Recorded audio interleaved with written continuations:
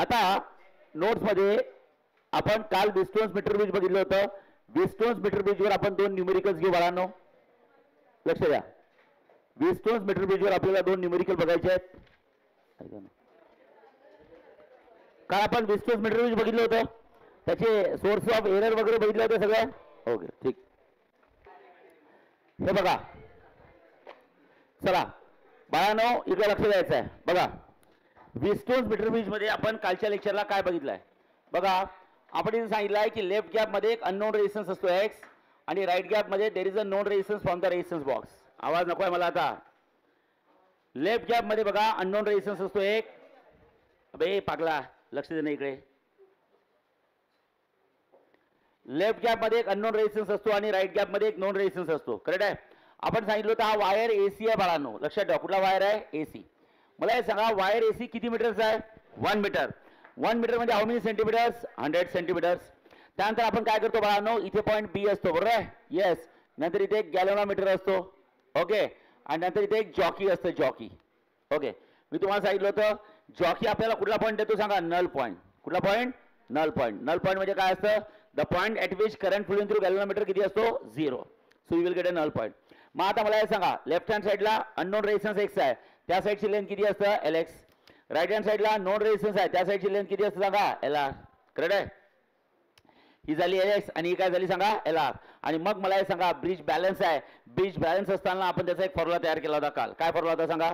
X upon R. बघा हा formula आला होता. X upon R is equal to किती असतं सांगा? एलएक्स अपॉन किती असतं? एलआर. लक्षात ठेवा. ओके. X upon R. आता हे इलेक्ट्रॉनिक्सचे जे टॉपिक आहे सगळे करंट, इलेक्ट्रिसिटी, इलेक्ट्रॉनिक्सचे, याचा माझा शिकवण्याचा पॅटर्न असा आहे. कॉन्सेप्ट नंतर न्यूमेरिकल, कॉन्सेप्ट नंतर न्यूमेरिकल घेऊ आपण. ते जे मोशनचे असतात P1चे टॉपिक, ते अख्खे टॉपिक झाल्यानंतर न्यूमेरिकल घेतले तरी फरक पडत नाही.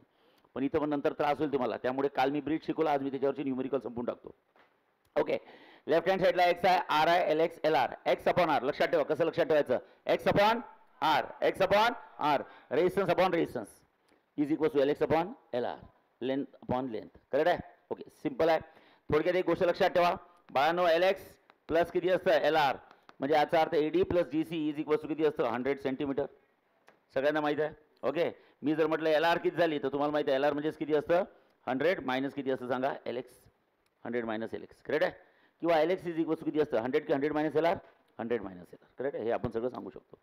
बाळांनो लक्षात ठेवा हा विस्टोन्स ब्रिज होता, मीटर ब्रिज. काल आपण हा फॉर्म्युला डिराईव्ह केला होता आणि सगळं त्याच्या मागची थेरी शिकलो होतो. ठीक आहे. आता आज त्याच्यावर न्यूमेरिकल बघू. आता काय होतं ना, टेक्स्टबुकच्या मागच्या पेजवर म्हणजे अनसॉल्ड न्यूमेरिकलमध्ये कुठेही न्यूमेरिकल नाही आहे ब्रिजवर, पण याच्यावरचे न्यूमेरिकल बऱ्याच वेळ पेपरला आलेले आहेत. चालेल. नोटबुक काढा, न्यूमेरिकल लिहा. चला लिहा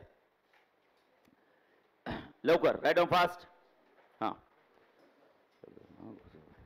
आवाज नको आहे बघा. हां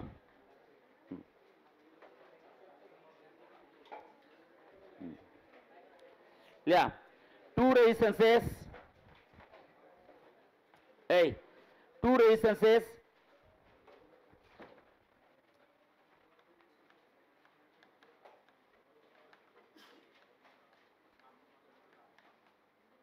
X and Y. बघा. 2 resistances X and Y in the 2 gaps of a meter bridge. 2 resistances X and Y in the 2 gaps of a meter bridge gives the null point. बघा.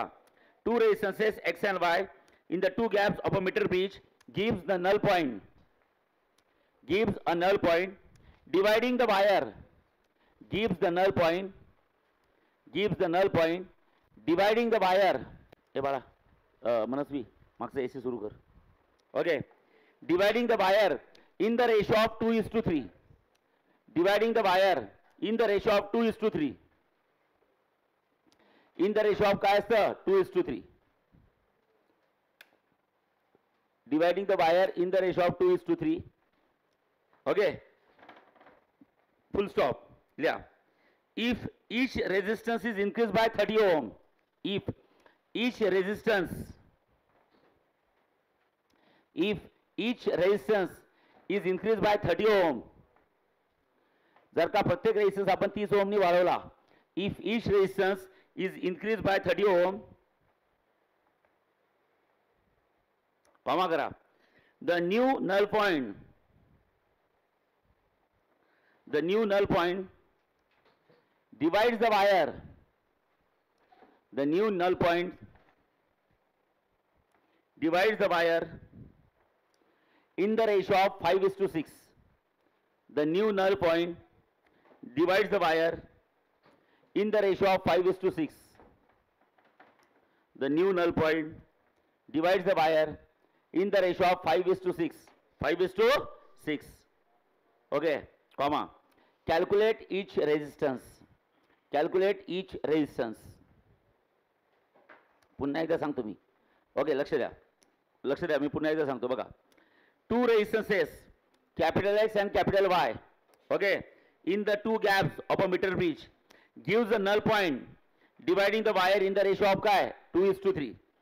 Full stop. If each resistance is increased by 30 ohm, जर का प्रत्येक resistance 30 ओम नी increase केला, okay, the new null point dividing the wire in the ratio of बोला 5:6. 5:6. Full stop. Calculate each resistance. प्रत्येक resistance काढायचा आहे. आता इकडे लक्ष द्या. मला हे सांगा, लेफ्ट गॅप मध्ये कुठला रेजिस्टन्स असतो? अननोन. राईट गॅप मध्ये कुठला असतो? नोन. करेक्ट आहे. ओके, LX आणि किती असतं? LR. आता इथं बघा त्यांनी काय दिलंय. बाळांनो, सरळ तुम्हाला क्वेश्चन दिला आहे सगळ्यात पहिले. ओके, क्वेश्चन मध्ये दिला आहे न्यूमेरिकल सॉल्व करताना. फर्स्ट क्वेश्चन आहे केस 1. हा, केस 1 मध्ये दिला आहे. समजा लेफ्ट हँड साईडला अननोन रेजिस्टन्स X घेतला आणि राईट हँड साईडला एक रेजिस्टन्स Y घेतला. ते स्वतः बोलले दोन गॅप मध्ये ठेवायचा आहे, एक X आणि एक काय ठेवायचा आहे? Y. आता बाळांनो, मला हे सांगा, एक ओरल डायग्राम काढू. अख्खा ब्रिज काढायची गरज नाही आहे. तुम्हाला माहिती आहे हा वायर AC असतो, सगळ्यांना माहिती आहे. ज्या कामाची डायग्राम आहे तीच काढायची. ओके, तर ते काय म्हणतात माहिती आहे का? ओके, हा वायर 100 सेंटीमीटरचा परमनंट असतो. तर तुम्हाला कुठेतरी नल पॉईंट ऑकवर्ड झाला, समजा इथं कुठे नल पॉईंट ऑकवर्ड झाला, बरं आहे. म्हणजे मला हे सांगा, या साईडची लेंथ असणार आहे LX लेफ्ट हँड साईड आणि या साईडची लेंथ किती असणार आहे? LY. करेक्ट आहे. मग त्यांनी दिलाय तुम्हाला सगळ्यांना माहिती आहे X/Y. आपल्याला फॉर्म्युला माहिती असतो. काय असतो फॉर्म्युला सांगा? X/Y इज इक्वल टू किती असेल? LX/LY. सो बाळांनो, तुम्हाला दिलाय LX/ किती असतं? LY. पण ते म्हणतात ना, null point dividing the wire. हा जो नल पॉईंट आहे तो वायर AC ला काय करतोय? Divide in the ratio of. सांगा कुठल्या रेशो मध्ये? सांगा 2 की 2:3.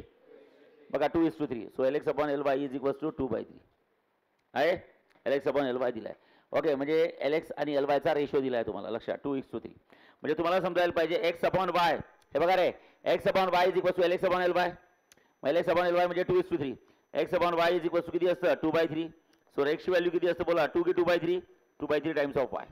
ओके, X ची व्हॅल्यू किती झाली? 2/3 आणि डिवाइड मधला Y मल्टिप्लाइड मध्ये घेऊन गेले. करेक्ट आहे.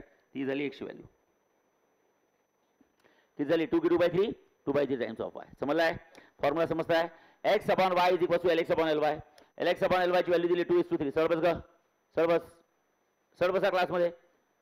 हां, ते गालावर वगैरे हात नाही ठेवायचं, ठीक आहे? बरोबर बसा सगळ्यांनी. बघा, LX/LY ची व्हॅल्यू दिली 2:3.